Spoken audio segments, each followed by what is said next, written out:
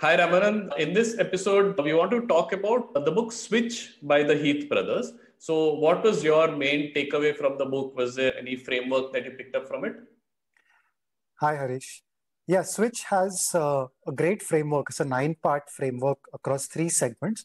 But to understand that better, let us start with something called the Elephant Rider model, something that the Heath brothers picked up from another source, a book by Jonathan Haidt. I think it's been created by researchers before. So think of any kind of change, small or big, as consisting of an elephant and a rider. The elephant is your emotional side. I think people who have already watched us talk about thinking fast and slow know the distinction between system 1 and system 2. The elephant here is an elephant because your emotional side is very powerful when it is energized. So like the elephant is unstoppable once it starts moving, it can reach its goal very quickly. On top of it is our rational side, the rider. He's puny in comparison to the elephant, but he can provide the elephant direction. So what this combination does is gives us a very powerful metaphor to think about change. The elephant is very powerful, but it has to be guided. The rider is puny in comparison and can often get overwhelmed with choice because he's very analytical in nature. What you can think of when change doesn't happen is ask, why isn't the elephant going or going in the direction you care about? Or why is the rider so demotivated or unable to guide the elephant properly? But the interesting part is that there is a third element to it. Do not disregard the environment in which we operate. And this is a theme, again, that we've spoken about in previous episodes. So the elephant and the rider may be very powerful, very charged up, motivated. But what if the path is full of thorns? How will they make progress? So from that metaphor starts Switch. And I think if at all there is one framework that you should start with, forget about the actual change management process.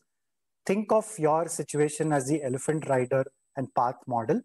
And then the rest of it is how you apply the actual activity framework. Let me pause here and see if you have any comments on this metaphor. Do you find it very useful, very visual, concrete way of thinking about this problem?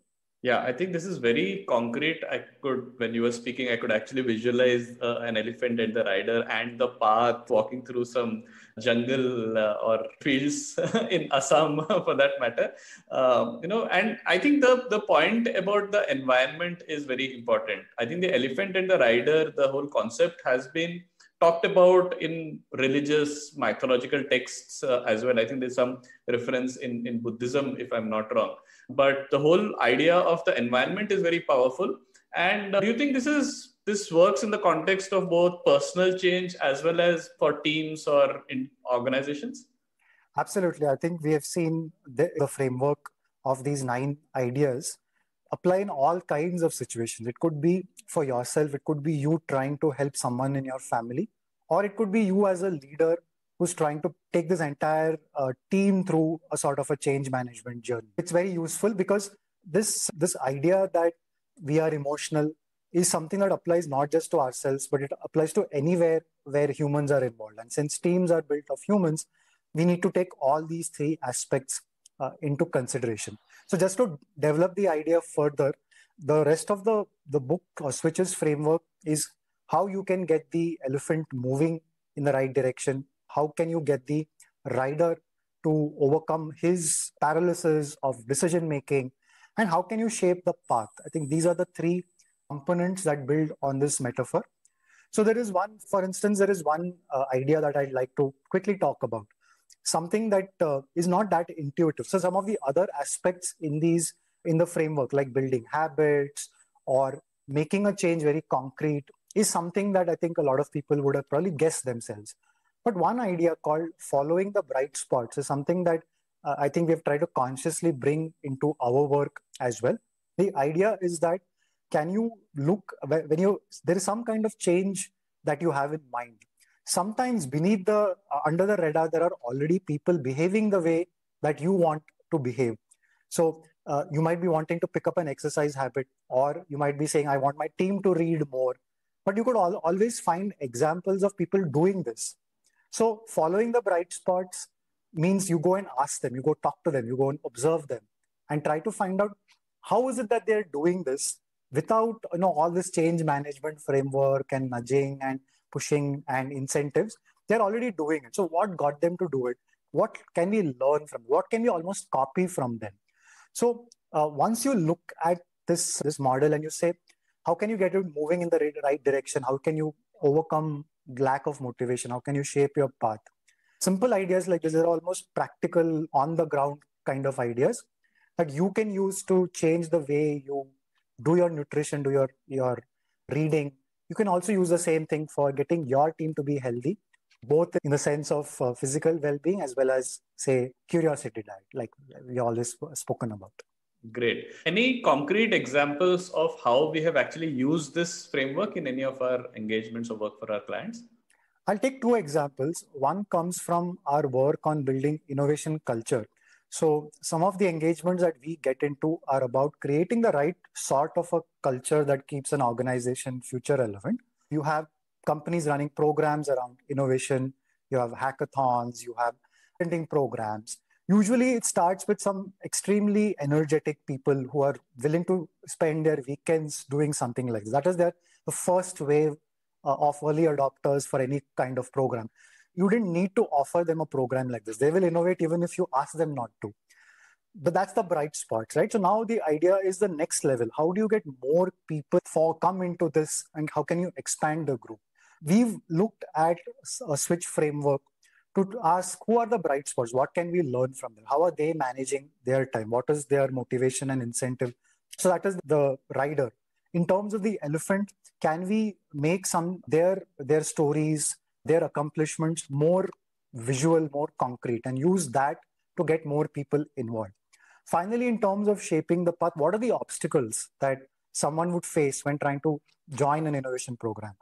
So for instance, you may say that you want to have a Friday half day for innovation, but what if your manager isn't really allowing you the space to do that? So you need to consider the environment, the path. And so in our interventions, we've brought some of these stories to life. We've actually, there's another idea called shrinking the chain. So we say that if you are someone who's like a consultant, you're on the road, you can't contribute to innovation like an R&D engineer. But is there a simpler or smaller way in which you can contribute? Maybe you can play the role of the customer and listen to an idea from an engineer. And this is a way you can contribute. So this is an example of how you can use multiple aspects of the framework to encourage more people to participate in innovation. The other example I'd like to take is from our CTQ compounds, where for a lot of people who join that, it is a habit adoption journey.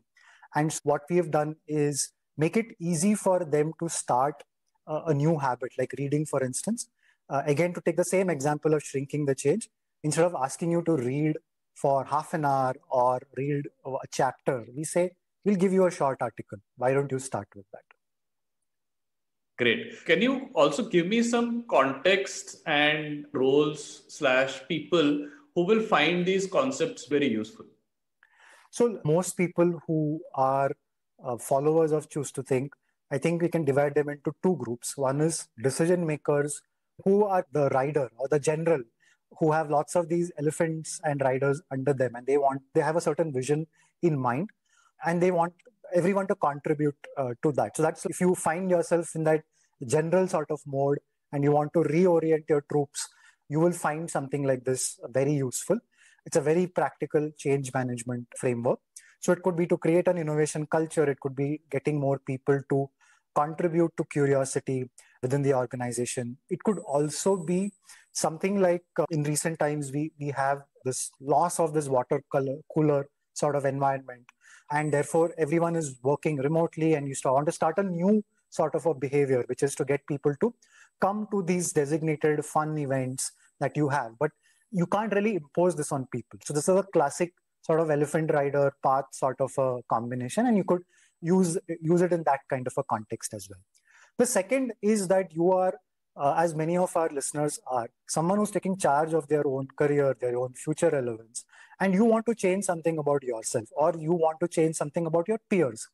That is the other sort of example context in which you can pick up Switch think about your problem in the context of this metaphor and apply the various tactics that they've given to your problem. Great. I think what this book does is provides a framework to navigate what we call as this complex thing called change. And I think, like the book's title says, make change happen when it is not so easy. I think that's what it does. And just to mix the two elephant metaphors, we also know about the elephant and the blind man parable. So if you were to bring that in and say that when you're confronted with any kind of large change or hard change, you can be lost because there are so many different aspects to the problem. And if you are often the analytical type, then you get paralyzed. You don't know where to begin. And that is where thinking of yourself as that rider who needs to set direction comes in. Or if you're the overly emotional type that keeps getting into, just rushes into the change, but then realizes that, no, I have to backtrack a little bit. If you're that kind, I think you will find that this is the elephant that opens your eyes in some sense to what you do next. All right. I think that sums up Switch very well for our listeners. Thanks a lot for this.